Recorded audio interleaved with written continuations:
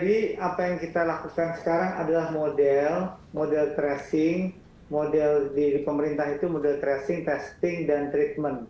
Tiga ini adalah model yang paling kita kejar dalam rangka menanggulangi model-model yang ada di dalam masyarakat. Peran serta testing, tracing, dan treatment itu adalah juga merupakan pekerjaan yang harus dilakukan secara bersama-sama dari semua elemen yang ada di dalam masyarakat, terutama Departemen Kesehatan. Lalu masyarakat juga harus berkontribusi. Kalau pemerintah itu 3T, masyarakat itu 3M. 3M memakai masker, menjaga jarak, dan cuci tangan. Ini sudah hafal, pasti semua orang sudah menghafal. Dan di irisan di antara keduanya, antara apa yang dilakukan dengan pemerintah dan apa yang dilakukan untuk masyarakat, dalam upaya untuk mengeradikasi dan menyelesaikan pandemi ini adalah program vaksinasi. Dan program vaksinasi ini adalah mandatori yang harus kita kerjakan sebagai salah satu tools. Bukan satu-satunya tools, tapi salah satu tools yang kita harus tempuh supaya angka penularannya menjadi berkurang. Nanti saya akan jelaskan kenapa angka penularan ini dengan vaksinasi menjadi lebih turun. Bapak dan Ibu sekalian, kita masuk ke program vaksinasi. Bahwa di dalam obat vaksinasi itu, tujuan vaksinasi itu pertama adalah memberikan penurunan angka kesakitan dan kematian akibat COVID-19. Tidak bisa dipungkiri bahwa efektivitas itu ada. Bahwa sudah dibuktikan untuk vaksin yang sekarang berkembang itu efektivitas 65,3%. Efektivitas 65,3% itu didapat dari hasil uji klinis yang dilakukan di Bandung. Dari uji klinis yang dilakukan di Bandung, dari orang yang divaksin tersebut, ternyata ada 25 orang yang masih bisa terkena infeksi COVID-19. Sedangkan yang kelompok tidak divaksin, itu ada 75. Artinya apa? Ada selisih antara 25 dan 75, itulah efektivitas 65,3%. Artinya, bahwa kalau orang itu divaksin, orang tersebut mempunyai kemungkinan 1/3 lebih rendah dibandingkan yang tidak divaksin. Atau orang yang tidak divaksin mempunyai kemungkinan 3 kali lebih tinggi akan mengalami infeksi apabila tidak divaksin. Satu. Yang kedua, angka kesakitan juga akan turun. Kenapa angka kesakitan akan turun? Karena gejala-gejala yang berat yang timbul akibat vaksin orang-orang yang tidak divaksinasi itu akan hilang ketika orang tersebut divaksinasi. Jadi elemen substrat chemical yang ada di dalam vaksin tersebut itu berhasil merubah sistem imunologi kita, sehingga sistem imunologi atau sistem kekebalan tubuh itu akan membuat skema sedemikian rupa secara natural. Akibatnya maka angka kematian dan angka kesakitan yang berubah menjadi parah itu menjadi turun pada orang-orang yang divaksin. Itu kegunaan vaksin yang pertama. Kemudian yang kedua, ada mencapai kekebalan kelompok. Jadi saya selalu sampaikan bahwa kalau kita melakukan vaksinasi, maka kita akan melindungi diri dan keluarga kita serta masyarakat kita. Kalau kita menjalani vaksinasi, yang kita kerjakan adalah bukan untuk mencapai kekebalan dalam tubuh kita sendiri, tetapi kita memberikan kontribusi kepada orang lain supaya orang lain itu tidak terkena loncatan infeksi karena kita bisa bertindak sebagai agen penular. Jadi virus ini bisa berkembang ke dalam kelompok, ke dalam masyarakat karena penularan antar individu. Jadi kalau sudah ada individu yang terlindungi, maka virusnya nggak bisa masuk dan kita bisa mencegah dari penularan kelompok. Dan karena itulah, maka pencapaian kekebalan kelompok ini adalah tujuan utama yang akan dicapai dengan menggunakan vaksin. Nanti ada berbagai macam cerita heroik tentang vaksinasi ini yang sudah dikerjakan di mana-mana, sehingga kita bisa mengeradikasi berbagai macam penyakit. Misalnya contohnya adalah cacar. Dengan pengembangan program vaksinasi cacar beberapa tahun yang lalu, ketika itu cacar menjadi berkembang banyak, tetapi karena eradikasi dan herd immunity serta agen untuk menularkan penyakit cacar itu menjadi berkurang, maka kita sudah bisa terbebas dari cacar. Begitu juga untuk COVID-19 ini. Kalau kita nanti mau melakukan vaksinasi, maka kita akan menyumbang kekebalan kelompok kepada masyarakat di sekitar kita. Akhirnya melindungi kesehatan secara menyeluruh, baik kesehatan pada tingkat individual, keluarga, maupun masyarakat. Ini penting karena dampak sosial dan ekonomi sudah jelas Bapak dan Ibu rasakan pada saat terjadinya pandemi ini. Dampak sosial dan ekonominya sudah semakin akan meningkat lagi kalau kita tidak menyelesaikan pandemi ini. Salah satunya menyelesaikan pandemi ini adalah melakukan tadi 3T, 3M, dan dijembatani oleh kegiatan vaksinasi. Bapak dan Ibu sekalian, ini adalah kerja vaksin. Bagaimana vaksin itu bekerja?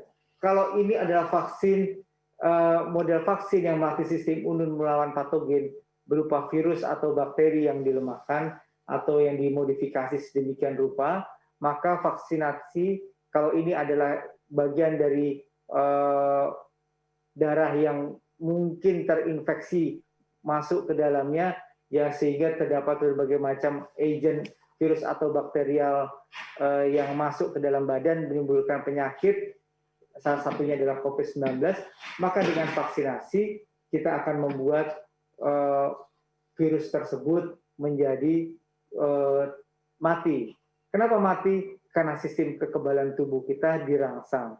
Sistem kekebalan tubuh, apa yang dirangsang? Sistem kekebalan tubuh yang dirangsang oleh model spesifik antigen yang dimasukkan ke dalam badan kita, sehingga badan kita akan membentuk antibodi yang warnanya merah ini.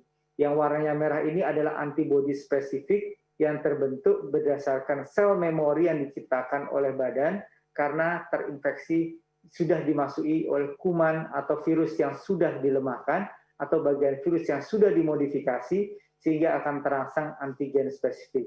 Akibatnya maka badan akan membentuk sistem kekebalan.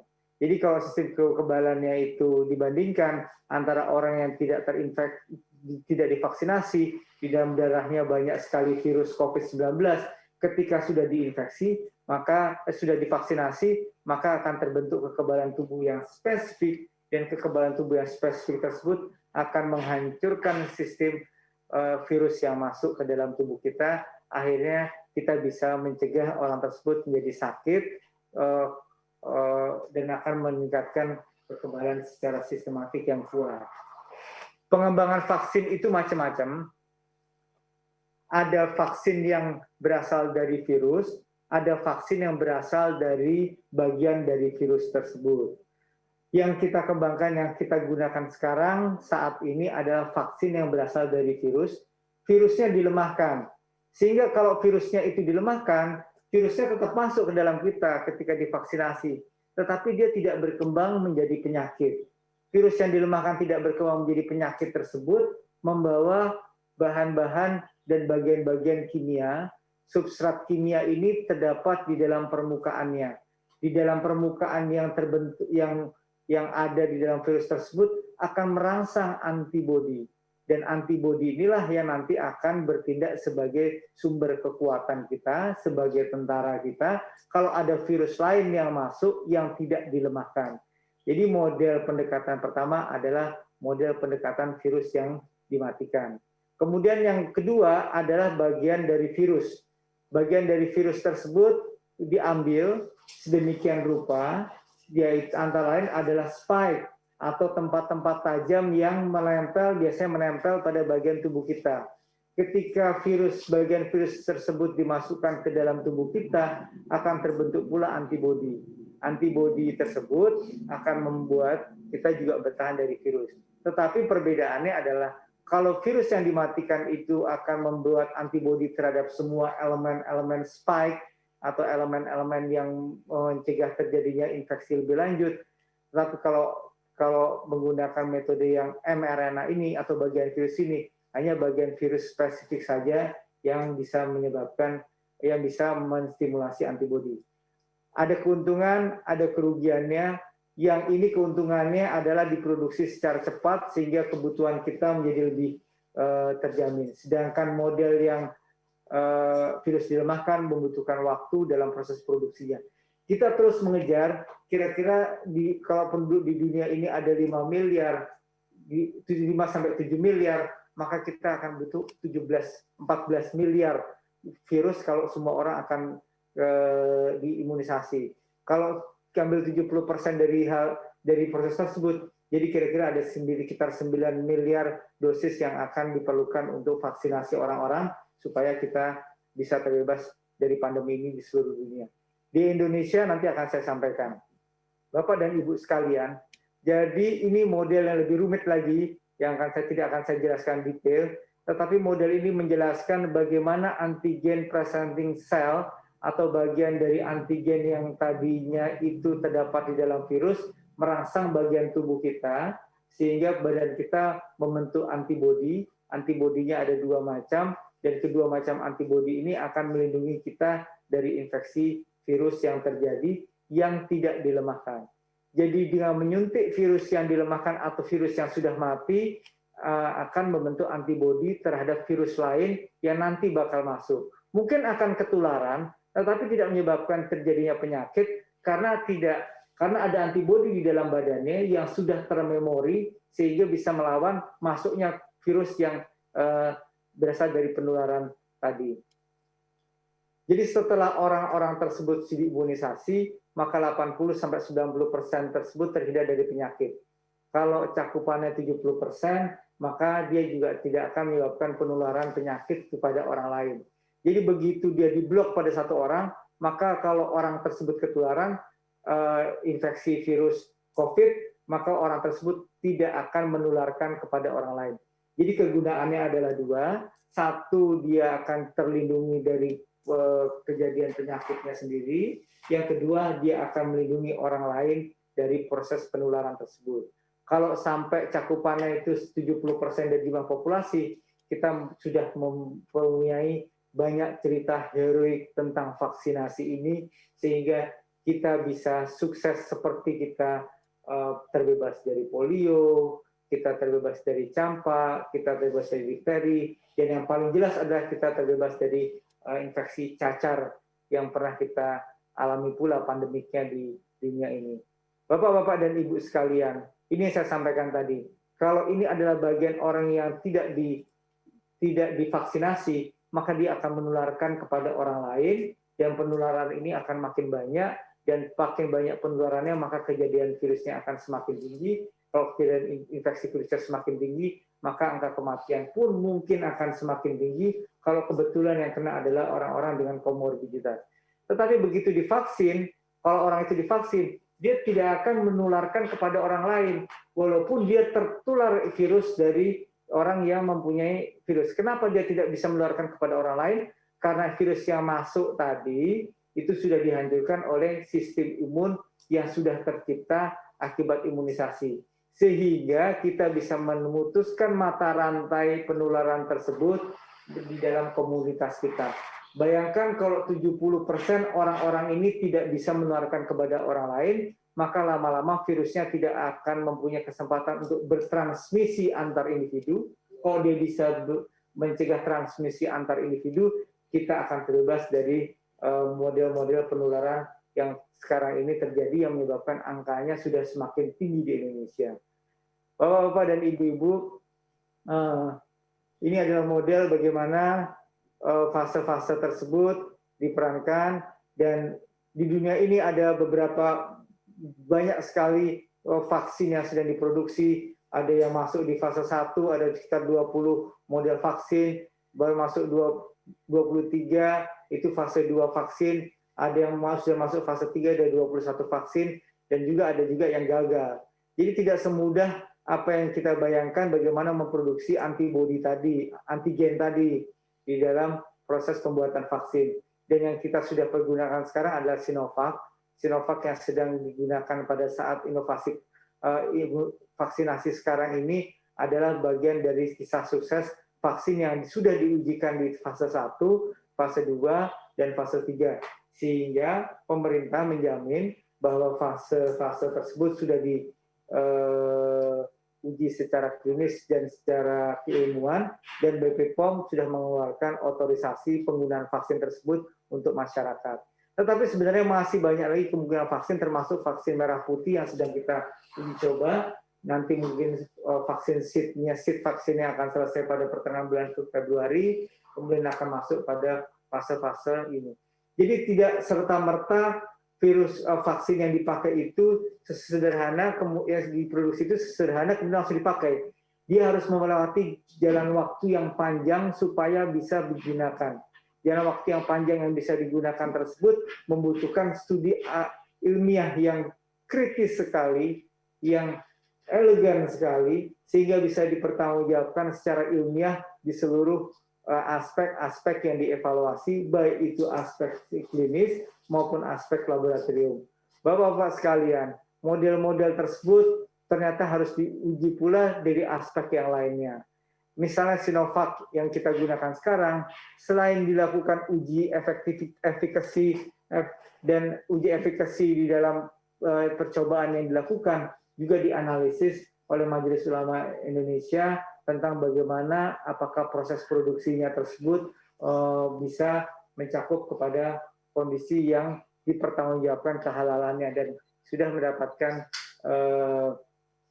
sertifikat halal dari Majelis Ulama Indonesia, dan vaksin ini adalah vaksin yang suci dan halal serta baik karena secara saintifik sudah bisa dibuktikan dari studi fase 1, fase 2, fase 3 sehingga akhirnya bisa dipakai untuk masyarakat. Teman-teman sekalian, efektivitasnya itu 65,3%. BPOM telah menerbitkan Emergency Utilization Authorization untuk vaksin ini. Vaksin ini bisa dipakai sejak tanggal 13 Januari kemarin untuk 13 Februari ya, 13 Februari kemarin untuk vaksinasi komunitas dan efikasinya 65,3%. Artinya bahwa dari evaluasi yang sudah saya sampaikan, orang-orang yang mendapatkan vaksinasi bisa mempunyai kekuatan kekebalan 3 kali lipat lebih baik daripada orang yang tidak divaksinasi, dan orang yang tidak divaksinasi mempunyai sepertiga kemungkinan untuk menjadi rentan terhadap infeksi virus tersebut.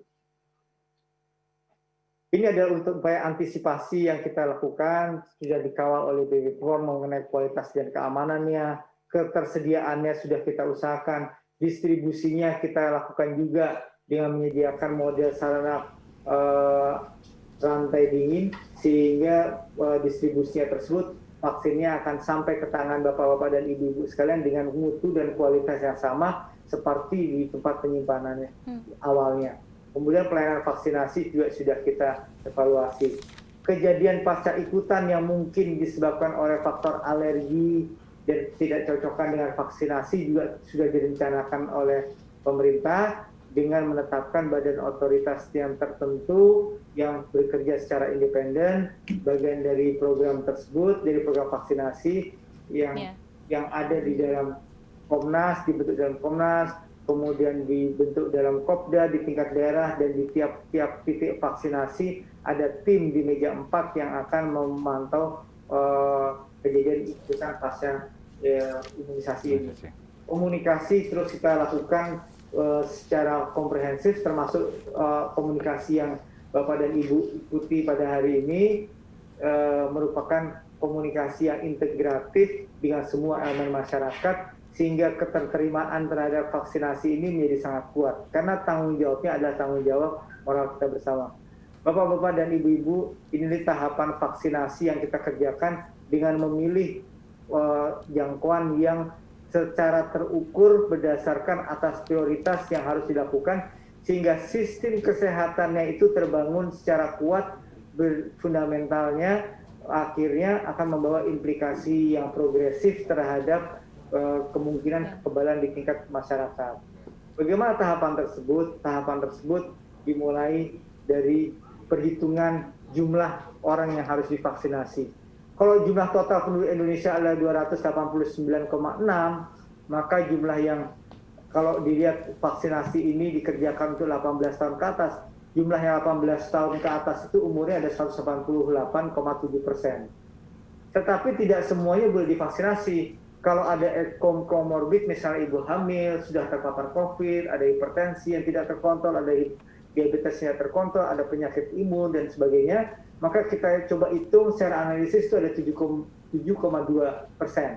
Jadi dari 188 dikurangi 7,2%, maka sasaran yang akan dicapai dari 70% jumlah penduduk tersebut ada 181,5%. 181,5% inilah kelompok penduduk yang akan menerima vaksinasi. Kalau nanti bisa berhasil dengan model seperti ini, maka 60% dari efficacy rate-nya sudah kita ketahui, maka 100% cakupan untuk herd immunity akan tercapai dengan perhitungan kalau 181 juta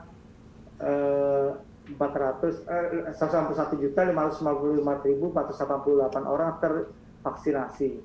Ini artinya bahwa tanggung jawab vaksinasi itu menjadi tanggung jawab bersama-sama. Kita belum tahu seberapa efektif vaksin ini bekerja, seberapa efektif imun ini akan timbul pada setiap individu. Kalau kita andaikan bahwa proses ini kekebalannya itu akan muncul dalam 1 tahun, maka Bapak Presiden menargetkan bahwa 181 ini harus selesai dalam waktu 1 tahun. Kalau 181 ini selesai dalam waktu 1 tahun, akan karena dalam vaksinasi itu ada 2 kali suntikan, maka akan kurang lebih ada 360-an suntikan yang harus kita lakukan, 360 juta suntikan yang harus dilakukan. Kalau 365 juta suntikan harus dilakukan, maka 1 hari harus ada 1 juta suntikan yang dilakukan kepada Bapak dan Ibu. Dan ini memerlukan sekali peran serta Bapak dan Ibu sekalian, supaya target 1 juta suntikan baru per hari itu bisa terlaksana. Dan ini adalah model yang saya akan sampaikan bagaimana kita memenuhi kebutuhan vaksin, dan vaksin ini sudah kita alokasikan, ada yang memang sudah diorder, ada yang masih dalam opsi potensial order, tetapi kebutuhan vaksin secara keseluruhan yaitu sekitar 425.800.000 vaksin kita sediakan untuk seluruh masyarakat Indonesia. Dan ini adalah model yang kami upayakan secara maksimal bisa terpenuhi dengan kaidah-kaidah yang maksimal dan baik. Cakupan vaksin, petugas kesehatan dan petugas publik diprioritaskan. Kenapa diprioritaskan? Karena mereka yang paling fundamental akan menjaga Bapak dan Ibu kalau Bapak dan Ibu semua sakit. 1,48 sudah dimulai dan sekarang cakupannya sudah kira-kira 17% dalam beberapa hari ini, dan nanti akan kita kejar mudah-mudahan akhir Februari ini bisa selesai yang 1,48 petugas kesehatan, sehingga para petugas kesehatan ini bisa menjaga Bapak-Bapak dan Ibu-Ibu sekalian. Berikutnya ada 17,4 adalah petugas publik. Petugas publik itu misalnya petugas publik TNI Polri, kemudian para penjual di pasar, kemudian para guru dan sebagainya, pegawai negeri sipil yang langsung berhubungan dengan masyarakat. Setelah itu baru lansia. Periode wave pertama ini kita alokasikan akan selesai pada bulan April 2021 dengan target 17 juta ditambah 21 juta ditambah 1,48. Bapak Ibu bisa lihat bagaimana beratnya pekerjaan kita untuk melakukan vaksinasi ini kalau tidak dibantu dengan peran serta Bapak-Bapak dan Ibu secara aktif. Maka saya himbau apabila sudah terdapat program dan masuk ke dalam target sasaran, maka kami minta Bapak dan Ibu semua meringankan beban kita semua bersama untuk berperan aktif dalam program vaksinasi. Setelah itu, periode kedua baru masyarakat rentan, terutama masyarakat di daerah yang mempunyai resiko tinggi. Kita identifikasi ada 10 tempat resiko tinggi, dan ini targetnya 64 jutaan, dan akhirnya masyarakat lainnya, yaitu 77,2 juta orang. Semuanya ada 181 juta, dan ini dievaluasi dan dikerjakan dan disusun secara fundamental, terstruktur, berdasarkan aspek penularan yang kita pelajari, berdasarkan spesifitas dari penyebaran yang kita evaluasi, sehingga akan memberikan fundamental kesehatan yang baik pada penjagaan perkembangan pandemi ini secara progresif di masa yang akan datang. Pelaksanaan vaksinnya kita kerjakan dengan model launching vaksinasi mulai tanggal 13 Januari sudah dilakukan oleh Bapak Presiden. Saya pun sudah divaksinasi setelah Bapak Presiden tanggal 14 Januari. Jadwal vaksinasi keduanya sudah hari ini dilakukan oleh Bapak Presiden. Saya besok divaksinasi ulang. Mudah-mudahan ikut peran serta Bapak-Bapak dan Ibu sekalian dalam program vaksinasi nanti ini akan menjadi salah satu hal yang kita kita butuhkan dalam suksesnya program vaksinasi. Dan ini adalah bentuk alur pelayanan, ada 4 meja, ada meja pendaftaran, meja screening untuk melihat ada potensi apakah bisa divaksinasi atau tidak bisa divaksinasi. Kemudian meja ketiga adalah meja vaksinasi, kemudian meja 4 ada observasi kalau ada efek samping dari vaksinasi tersebut. Dan ini adalah angka-angka vaksinasi yang sudah kita kerjakan sampai sekarang untuk mencapai 1,4 juta vaksinasi dalam akhir bulan Februari ini. Kita sudah mencapai 239.538 sampai hari kemarin. Bapak-bapak dan ibu-ibu sekalian, maka vaksinasi dibutuhkan dalam dukungan semua lintas sektor yang tersebar dalam masyarakat, baik formal maupun informal, sehingga vaksin akan melindungi kita semua secara individu, secara keluarga, dan secara institusi. Protokol 3M wajib dilaksanakan karena kita tidak mungkin melakukan secara langsung dan secara progresif keseluruhan, tetapi tahap demi tahap. Dengan tahapan tersebut, maka protokol 3M supaya penularan tidak semakin besar tetap dibutuhkan. Terima kasih, itu yang bisa saya sampaikan. Mudah-mudahan bisa membawa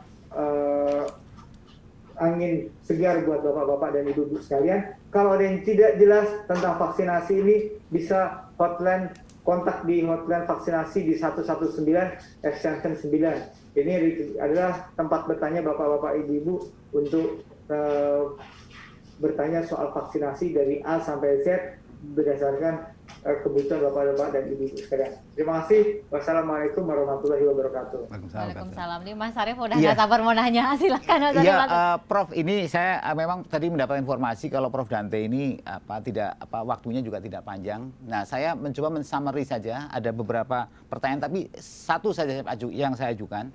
Jadi begini, Prof. Ini kan tahun 2021 ada pekerjaan besar karena pertama kita harus melakukan vaksinasi, tapi di satu sisi kita harus mengontrol juga penyebaran COVID yang terus-menerus berkembang. Nah, ini ada dua skenario yang ada dua pekerjaan yang harus kita lakukan.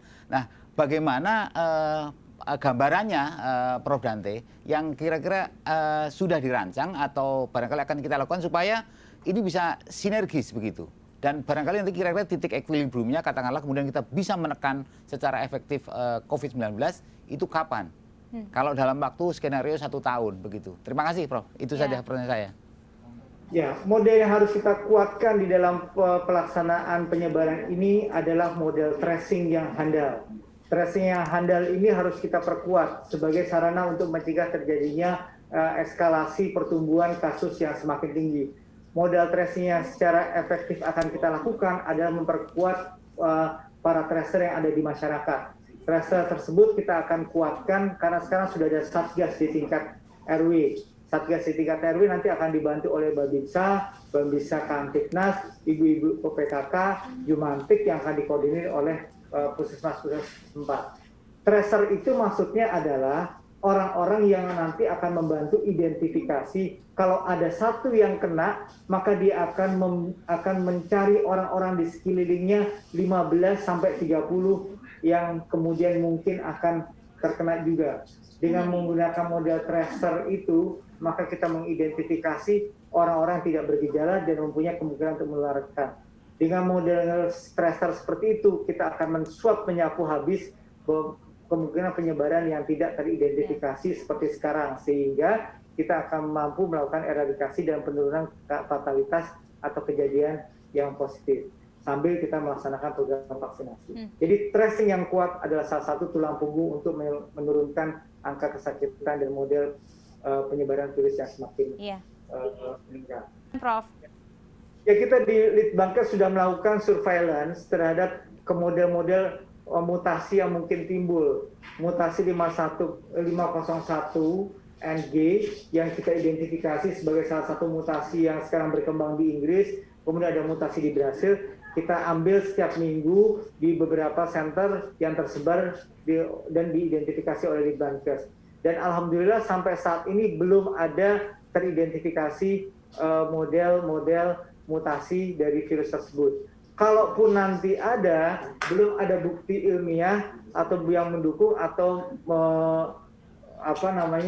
menolak bahwa vaksinasi ini akan gagal. Tetapi model-model yang ketemu dari model mutasinya sebenarnya bukan soal keparahannya, tetapi model spreadingnya, penyebarannya. Model spreadingnya untuk mutasi tersebut tidak berkaitan dengan keparahan, tetapi berkaitan dengan kemampuan mereka untuk melakukan penyebaran secara aktif. Jadi mudah-mudahan model vaksinasi, apalagi vaksinasi yang sekarang menggunakan vaksin yang inactivated dengan menggunakan Sinovac, bisa menanggulangi juga kalau misalnya ada mutasi. Karena mutasinya adalah mutasi pada spike-nya. Terima kasih. Mungkin itu yang bisa saya sampaikan.